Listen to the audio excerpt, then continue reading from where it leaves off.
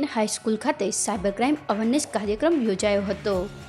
આણંદ જિલ્લા પોલીસ અધ્યક્ષ અતુલકુમાર બંસલના સૂચન અન્વયે જિલ્લા પોલીસ ટીમ દ્વારા નાગરિકોમાં સાયબર ક્રાઇમ અવેરનેસ કાર્યક્રમનું આયોજન કરવામાં આવ્યું હતું. Cyber crime police station Anand police inspector CP Chaudhary અને એએસઆઈ મુસ્તકીમ મલિક દ્વારા વિદ્યાર્થીઓને સાયબર અવેરનેસ જાગૃતતા બાબતે વિસ્તૃત સમજણ આપવામાં આવી હતી. આ સાયબર અવેરનેસ કાર્યક્રમમાં અખિલ ભારતીય વિદ્યાર્થીઓ પરિષદના કાર્યકરો સહિત મોટી સંખ્યામાં વિદ્યાર્થીઓ ઉપસ્થિત રહ્યા હતા.